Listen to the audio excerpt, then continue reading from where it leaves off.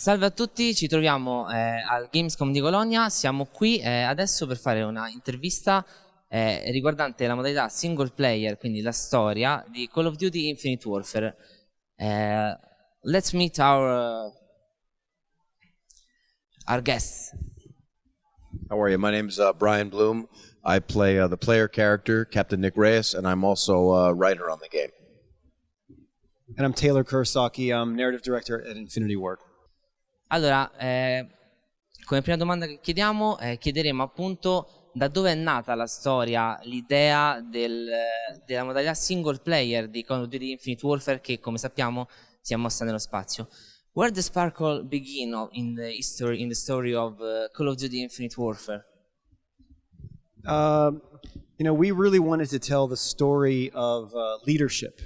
We wanted to tell the story of a seasoned veteran, an operator, a tier one, a proficient, a man about in the theater of war, and his sort of ascension from a squad leader to the leader and the commander of an entire carrier.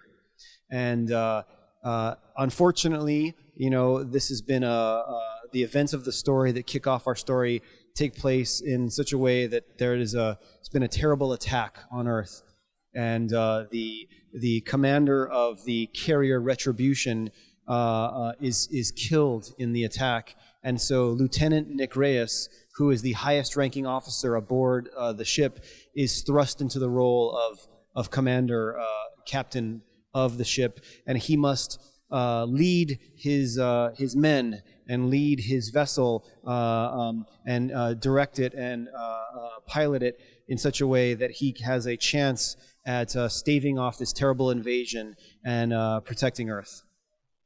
Thanks. Adesso chiederemo appunto invece cosa significa vivere nei panni di un protagonista di un gioco così atteso dal pubblico.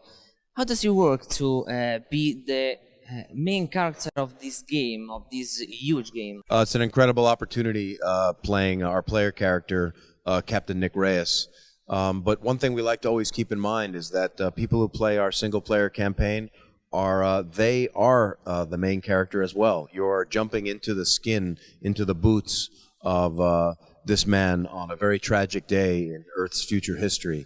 So as we created this story and created this character, we always like to keep in mind every day as we're doing it that it's designed for you, our audience, our players to experience. So part of it is about me playing the role and writing the role and creating the role with Taylor and the team. But the most important high-level aspect of that is that it's designed for our players to become this person and to have this immersive experience.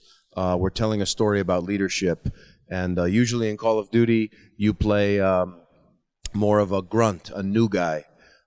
In our game, you are not a grunt, you are not a new guy. You are a seasoned lieutenant, officer, operator, tier one warrior who is field promoted to be the commander, the title of captain. And that's also an exciting opportunity. That gives the player a chance to be an important person, a crucial person, a critical person in this, again, tragic day on Earth as this war breaks out. Thanks. Thank you very much. Proseguiamo appunto, abbiamo sentito che oltre all'asteroide di Asteroid avremo altre location e scopriamo insieme quali altre location ci saranno. There will be other locations other than the asteroids that we've seen on the trailer of today? Yeah, absolutely. Let's see, what have we shown so far of the game? We've shown that some of the missions take place on Earth in Geneva. Geneva, Switzerland is our location for the headquarters of the United Nations Alliance that is a gathering of nations with the sole purpose of cooperation with the exploration of space and the retrieval of materials and minerals from space that will help Earth survive in our story.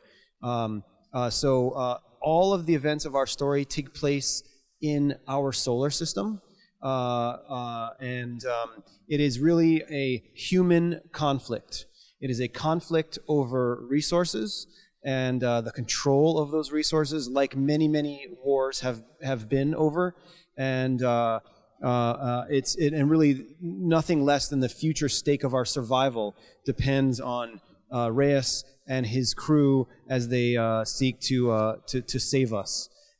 So you'll be seeing lots of very exotic locations that are in our solar system. Beyond that, you have these arenas, these jackal dogfighting arenas, where you engage enemy fighter craft that are in orbit around various planets, and you will assault other enemy warships that maybe have some secret enemy weaponry aboard, or will be the site of leadership meetings of enemy leaders, and you can, if you can take them out, you really do help the war effort and the efforts to save Earth.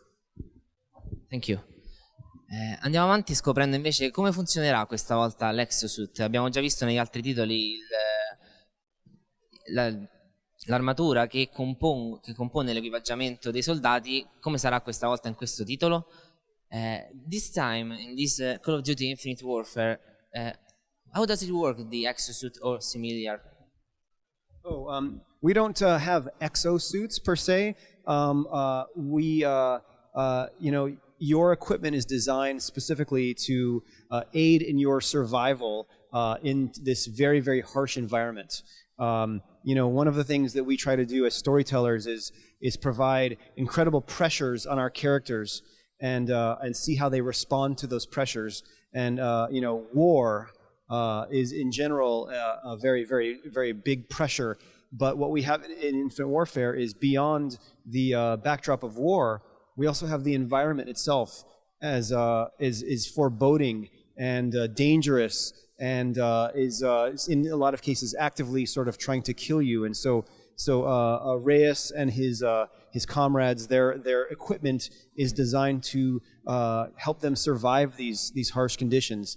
And so what we feature is we have things such as a RCS thruster boost pack, and that allows you to navigate in 0G. You have a grapple hook, and that grapple hook is a means by which you can quickly move from one bit of cover to the next piece of cover, to strategically move around in a 0G environment, outflank enemies, outsmart enemies, and take command over the war zone.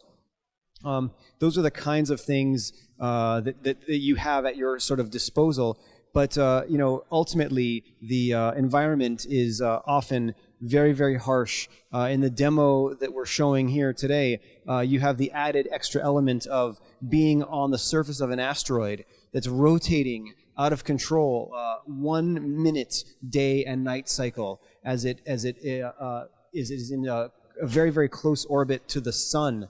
And so when you're in the shade, it could be minus 200 degrees. When you're in the sun, it can be plus 900 degrees. So not only do you have to take cover from enemies in front of you, you have to take cover from the sun too. If you stay out in the day, even your equipment that you have that's purpose designed to keep you alive cannot protect you from these elements. Thank you very much. Chiudiamo con un'ultima domanda relativa sempre alla modalità storia. Stavolta però abbiamo visto come in alcuni titoli sarà presente la modalità cooperativa nella storia. Scopriamo se anche questa volta sarà presente. This time in this single player mode, there will be the co-op mode for 2 players, local or multiplayer or online. Particular stories where you're talking about a squad and you are all equal members of a squad, maybe a co-op sort of a scenario helps support that theme.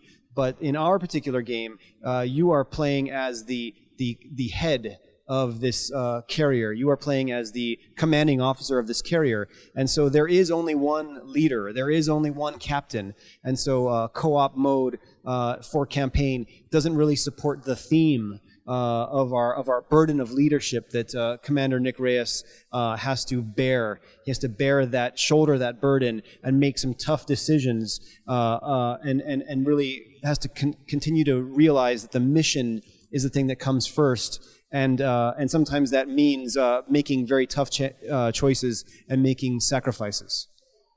Thank you very much. Chiudiamo qui la nostra intervista, salutiamo i nostri ospiti, we say hi to our guest. Il pubblico di Game Legend naturalmente vedrà questa intervista. Our fans are really appreciate this title, they are waiting for it. Bene, ci vediamo sempre sul nostro canale YouTube, potrete seguirci tranquillamente sui nostri canali. Salutiamo i nostri ospiti. Say hi to our fans. Happy to.